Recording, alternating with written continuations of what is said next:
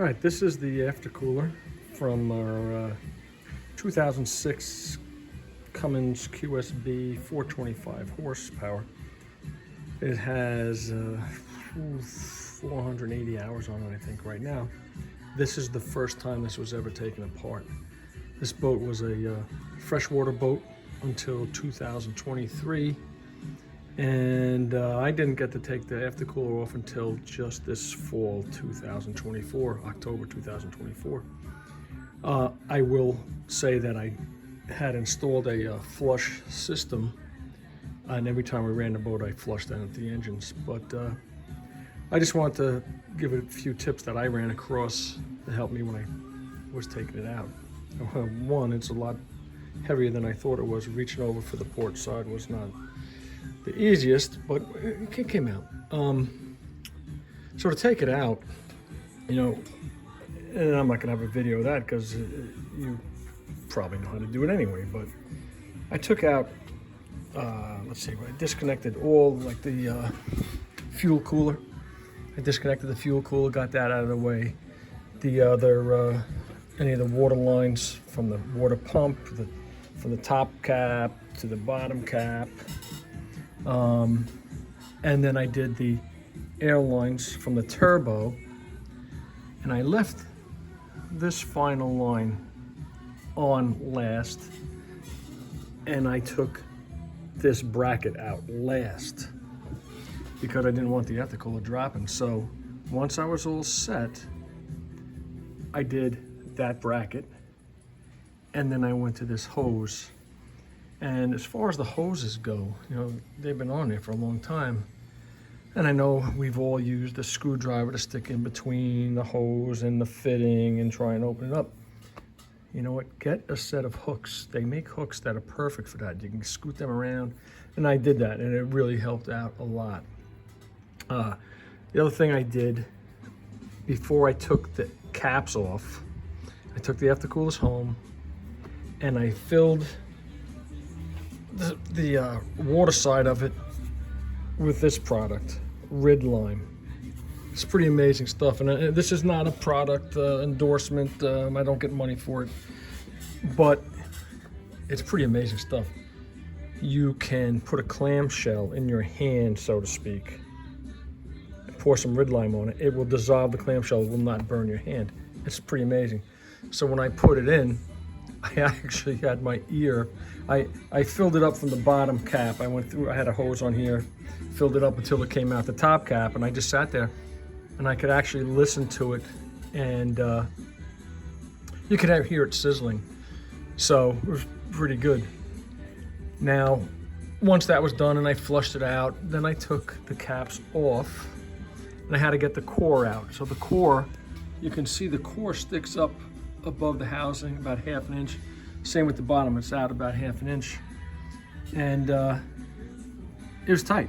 It's tight, and that most everybody you read about, they say it's tight.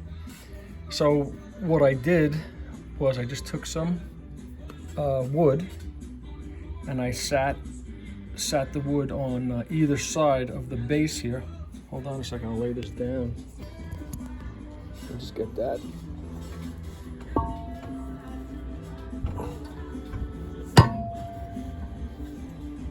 Okay, sorry about that. So anyway, so the cap's off, the core sticking out about half an inch. So I just put a block of wood on either side of it. Actually, I think I had on 3 sides to keep it stable as could be. And then I put a block of wood across the top of this core. So remember, this is half inch up. So I had a block of wood all the way across.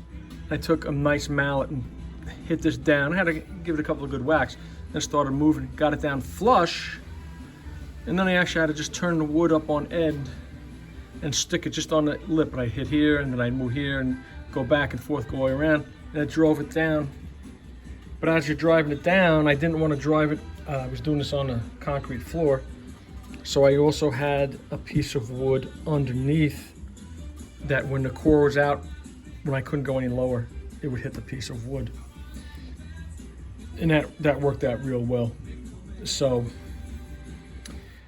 inspecting the housing, I did find a few spots, a little rough, the paint was off, maybe a slight amount of corrosion. So what I did was I took 1,000 grit wet dry sandpaper, smoothed that out, and then I just gave it a nice little shot of, I think it was Rust-Oleum, one step, something like that, black satin. So it came out nice, it looks good. And I'm actually just waiting on gaskets now. These are the old gaskets. So I'll be getting those one of these days. And we'll put this back together and then I'll throw it in the boat. The core, again, I said I used rid lime on it while it was still in the housing, and then once it was out of the housing, I did it again. And then on the outside of the air side of the core, I used, what's it called? Ease off, the degreaser. I mean, you could use Simple Green, you could use whatever. But, just, these were very clean. I've seen some guys online that will they look like they're oil soaked, but I think they have a problem with their turbos blowing some oil too. But these were extremely clean, so we're happy with that. And once I get the parts, I'll put it back together. We use a lot of grease. I gotta say, these bolts, they were all installed dry from the factory. The O-rings, there was no grease. I found no grease whatsoever on this housing, which is kind of disappointing. So when it goes back together, we'll be putting it back together, not dry, that's for sure. Another thing I did when I was taking it apart is I marked it. See a little black mark right there? There's a little black mark right by that bolt there, so when they come together, they match up. I think if you put it together wrong, you'd find out as soon as you put it on the boat. But this just helps, when you're here at the workbench doing it.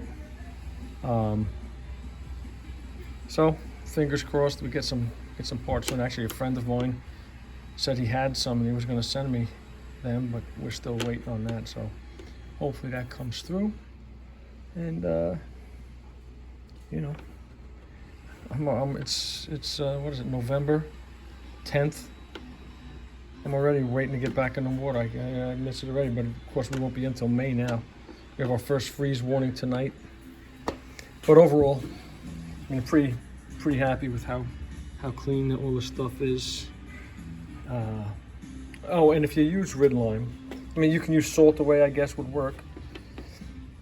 But one thing I would do is take the zinc out of the caps and just put in a pipe plug. One time I used rid lime with a pump, 110 volt pump, and it actually ate the zinc up within 2 hours. It didn't kill it, but it took some off it. So we took that off. I think that's about it. Hopefully it all goes together nicely. You can see a little bump in there, some little corrosion, but I'm not going to bother with that. Just remember, when you put it back in, put it back in the correct way. All right, that's it for now.